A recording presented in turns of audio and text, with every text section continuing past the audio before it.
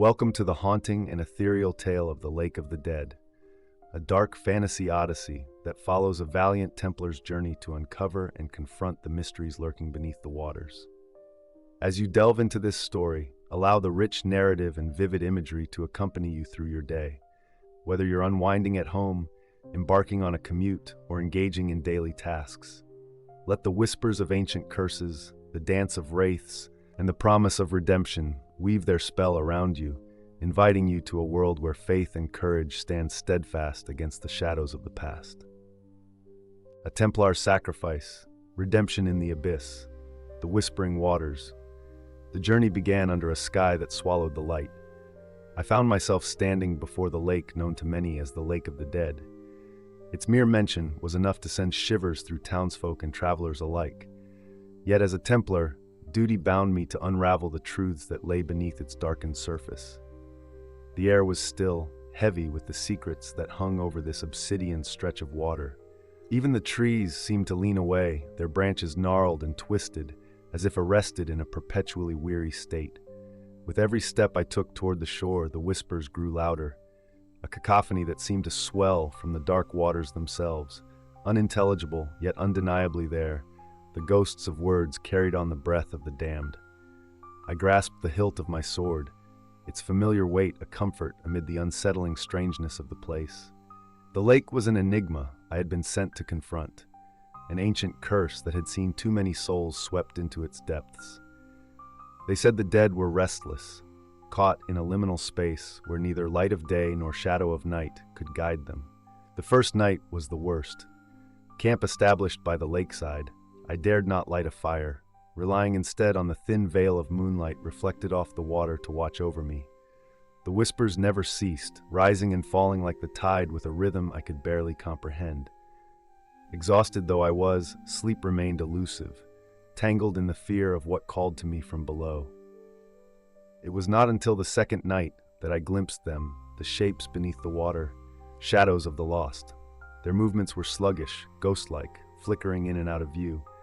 Men and women frozen in their final moments, a tableau of despair etched in watery depths. As a Templar, courage was not just a trait but a necessity. Yet in that moment, as the silhouettes beneath the surface solidified into mournful visages, fear clawed at my heart. I closed my eyes, a silent prayer slipping from my lips, seeking solace in the faith that had never wavered before. The lake, however, offered no comfort, only a promise of deeper shadows yet unseen. Beneath the moonlit veil, the third night fell with an oppressive weight, and the moon hung low, casting an unnatural glow over the water.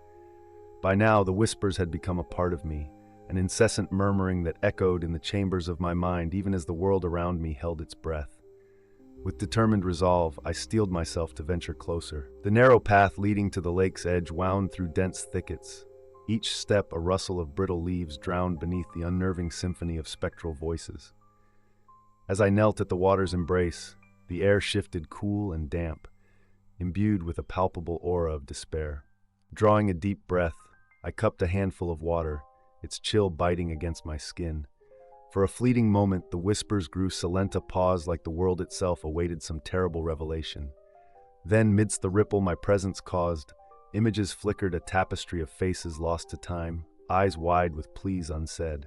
The moonlight danced across the lake, pulling away the veil of superficial calm to reveal tethering souls, bound by some relentless grief.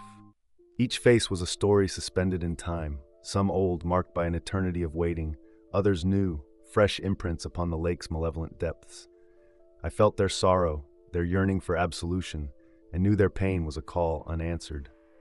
As a Templar, I was sworn to be a guardian, to stand before evil and darkness with unwavering resolve. Yet, in the presence of this century-old haunt, my faith wavered, caught in the web of an ancient tragedy. Beyond the shimmering surface, deeper shadows beckoned.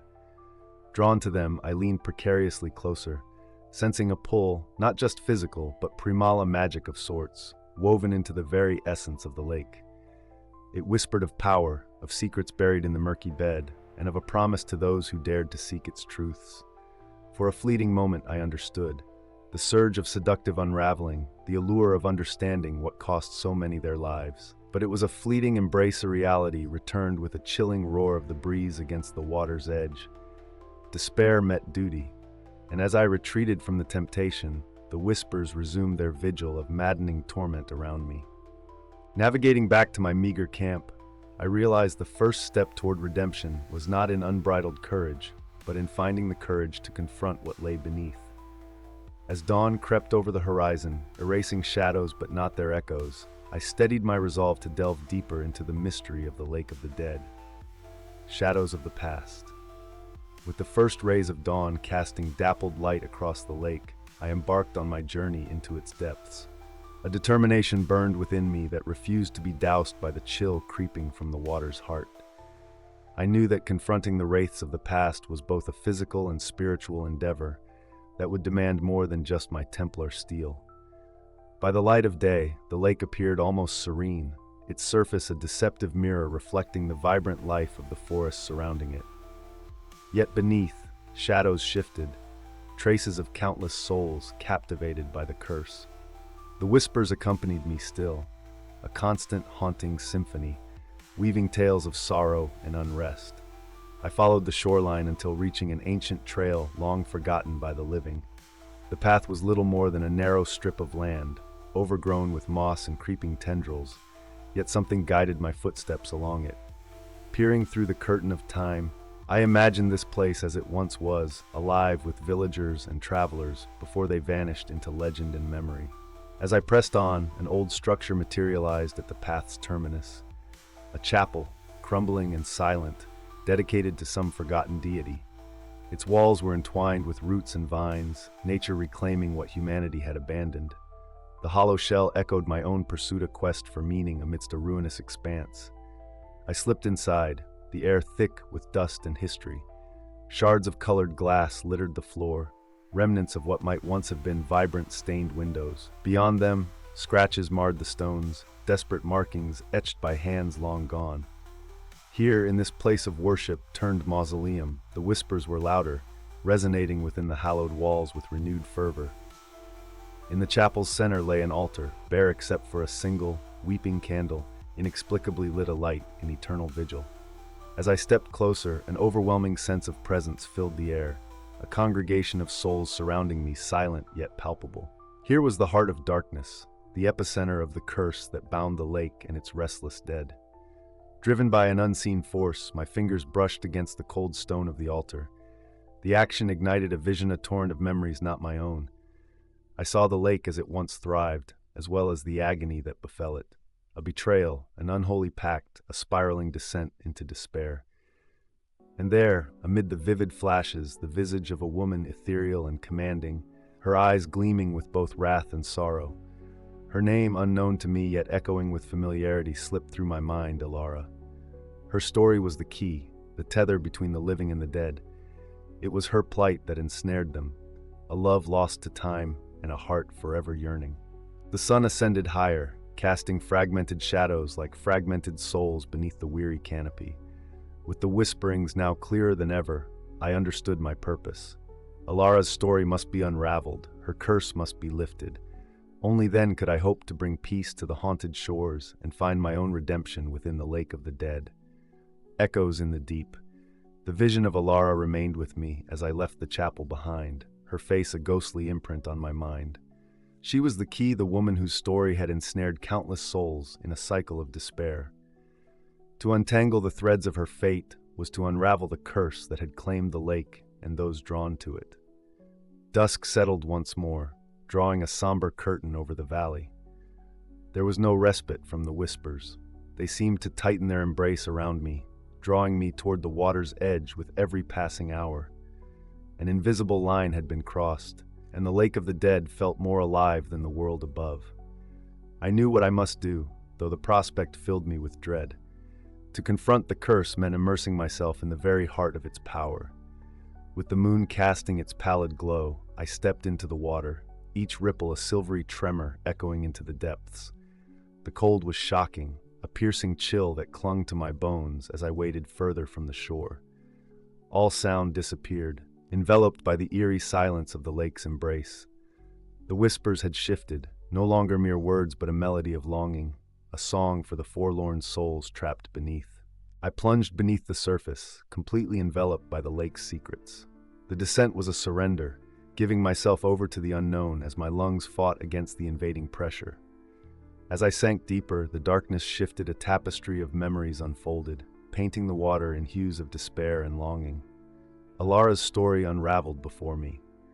Once a healer, gifted and beloved by her people, she had been caught in the web of her own heart's desires, betrayed by those she trusted, cast aside by the world she tried to save. In her final moments, despair had woven its tendrils around her soul, driving her to invoke a power beyond reckoning, binding her forever to the lake. The souls that followed were bound to her grief, compelled by the same yearning for justice and solace. They were echoes of her heartache, reflections of her tragic tale, suspended in an undead limbo, unable to find peace. And now, through her eyes, I saw a new thread woven into the tapestry, my own journey, my hope, my purpose. Knowing her pain, understanding her sorrow, did not lessen their weight. The lake burgeoned with unspoken anguish, and my heart ached with theirs. Yet I felt a new resolve, a promise to both Elara and the souls she had gathered. To bring them peace would be my own redemption, my absolution for the incomprehensible battle of faith and fate. Buoyed by this shared purpose, I allowed the currents to guide me back to the surface, where moonlit ripples met my drag of breath. My heart beat in time with the lake, and as I emerged into the cool night air, the whispers offered a harmony to my voa symphony of hope, rising against the cacophony of despair. Elara's story would be told, her anguish given closure, as if a Templar condemned to their plight, prepared to stand vigil over the lake of the dead. The Guardian's Oath. As dawn broke, painting the horizon in hues of crimson and gold, I emerged from the lake with renewed purpose. The whispers now held a different tenor, one which resonated with a sense of cautious hope. Elara's story had anchored itself within me, a narrative unspooling with each heartbeat, guiding me toward an answer that resided deep within the fabric of my faith. The path to understanding their release began within the crumbling chapel I had visited. There, in the tangled clutches of forgotten worship, lay fragments of what once bound Elara to humanity and what shattered it. I returned to that sacred ruin, determined to piece together the relics of her legacy and the truths of the curse. Amongst the debris and shadows, a faded mural caught my eye. Though weathered by time and neglect, its depiction was unmistakable. A sacred tree, its roots intertwining with souls, its branches reaching to embrace the heavens.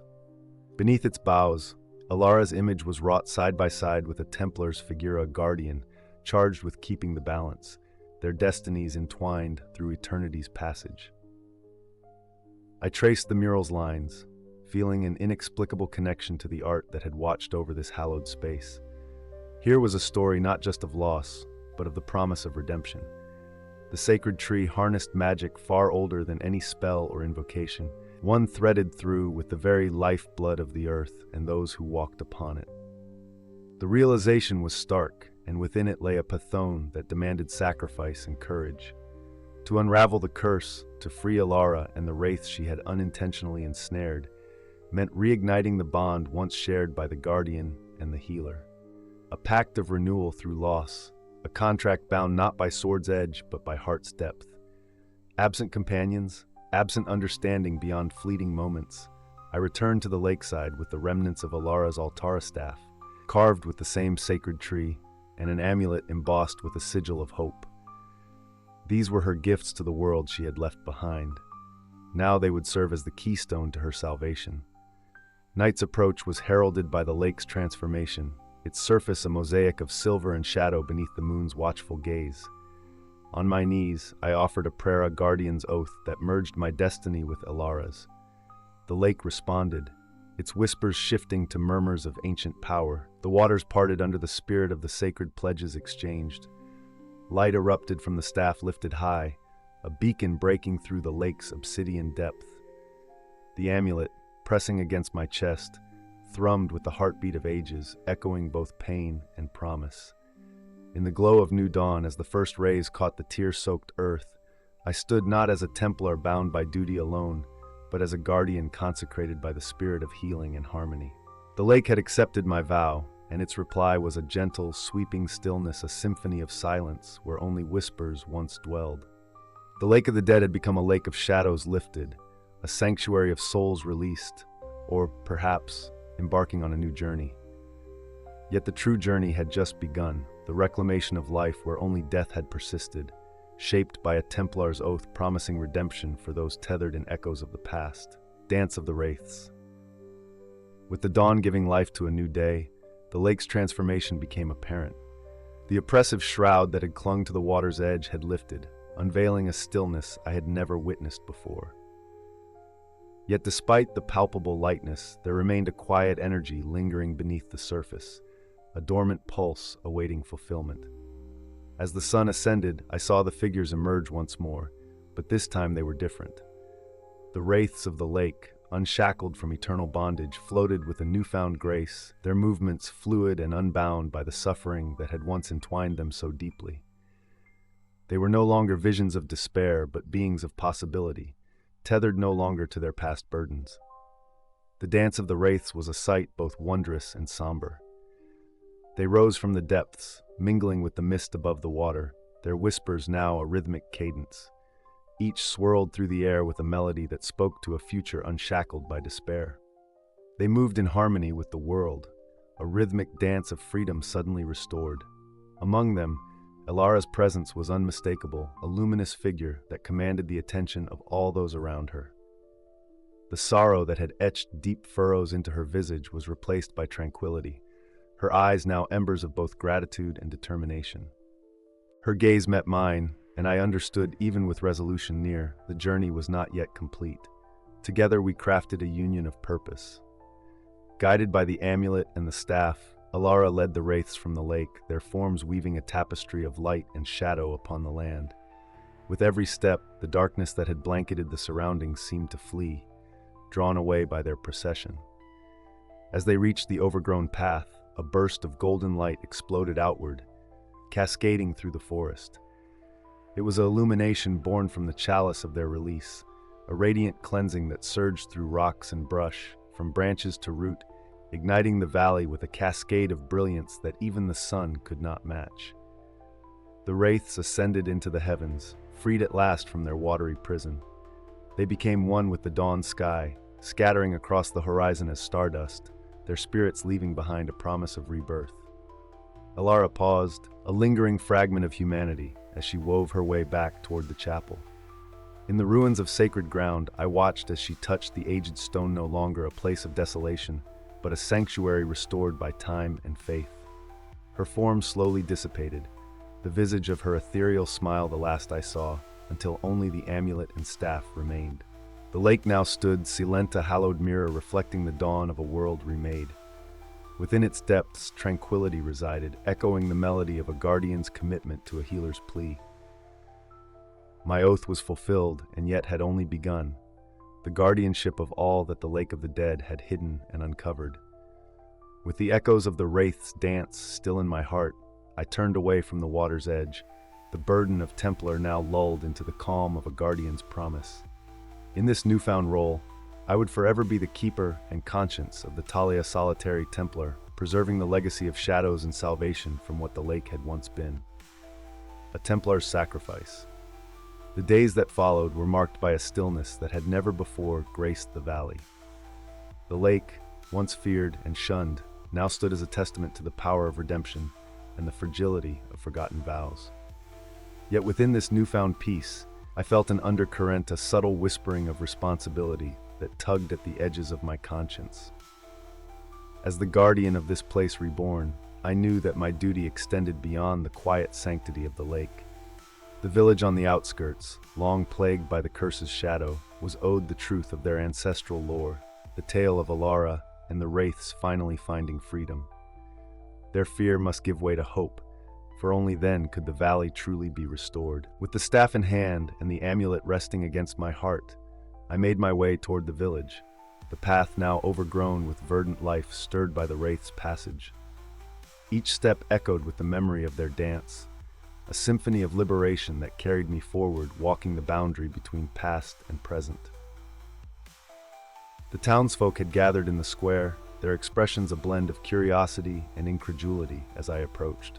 Many eyes bore the weight of generations spent in dread, yet within them flickered a growing light, a yearning for change, for understanding beyond fear's reach. I stood before them, a lone Templar with a tale carved in darkness yet lit by redemption's flame. I told them of Elara, of the sacrifice born from love betrayed, of the curse that had lingered in her wake, and of the promise born through the dance of the wraiths. Their silence met my words, a reverent hush that swirled around us like the whispers of the lake itself. The apothecary, an elder who had held on to lifetimes of village history, stepped forward. She touched the amulet with a trembling hand, her eyes misty with understanding, and nodded. Her acceptance was a benediction for the truth I had spoken, for the role I now embraced as guardian and storyteller. The village was reborn from that moment, its people invigorated by clarity and faith. Through shared labor, they restored what had been abandoned, forging their future from the remnants of what once was. The lake, once cloaked in fear, became a place of pilgrimage and reflection, a wellspring where stories were retold, where the melody of the wraith's dance found home. With purpose renewed, I returned to the lakeside often, the shores no longer haunting in their silence. The waters reflected a peace I had never thought possible, a tranquility mirrored within my soul.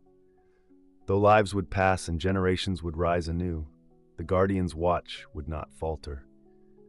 As seasons turned, I found solace in the slumbering valley, a Templar's place among the whispers of the past, the quietude embraced within a role I had not imagined but came to cherish.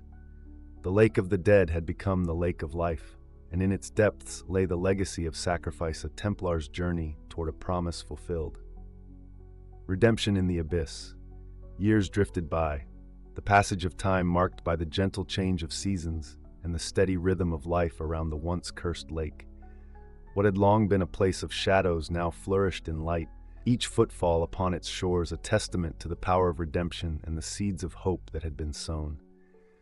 But as the world continued its inexorable march forward, I found myself drawn back to the water's edge with increasing frequency.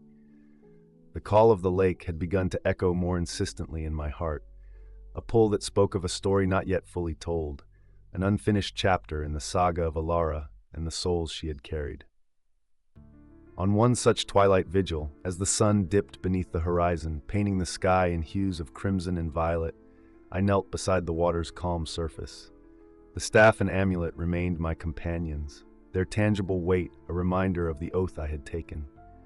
Within the lake's depths, I sensed a stirring, a gentle but persistent whisper that I could no longer ignore. I understood then that my role as guardian was one that transcended mortal boundaries, that the peace that had been won was but a prelude to a deeper understanding, a more profound truth lurking in the abyss below. Elara's story was one of love and loss, of power and consequence, but it was also a story of beginnings, unspooling into eternity. With a steadying breath, I rose and took a step into the water, its embrace cool and familiar. The lake welcomed me into its embrace once more, the whispers rising to a crescendo as I waded deeper. I knew I was not alone, that the souls once bound by despair walked alongside me, their journey entwined with my own. With each step, the water rose higher, pulling me into its depths. The whispers resolved into a chorus, their haunting melody weaving the tapestry of an ancient lullaby. Faces emerged from the shadows, the wraiths transformed, their expressions serene, their presence a gentle guide through the vastness of the abyss. Together we descended, the water parting before us as we traveled beyond the boundaries of the world above. Within the heart of the lake lay not darkness, but a luminescent abyss where stories were born and souls were set free.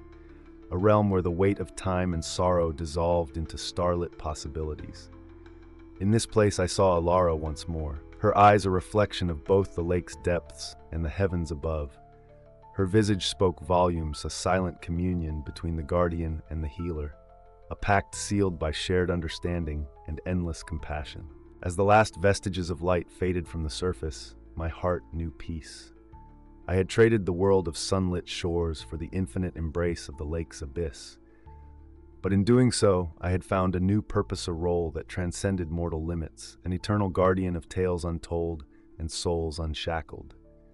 In the luminous depths of the Lake of the Dead, The whispers continued, a symphony of silvery notes echoing through eternity, spun on the wings of a redemption won not through steel, but through the enduring light of an oath fulfilled. And thus began a new chapter, a timeless vigil in the heart of the abyss, where stories whispered by shadows became the beacon of life eternal.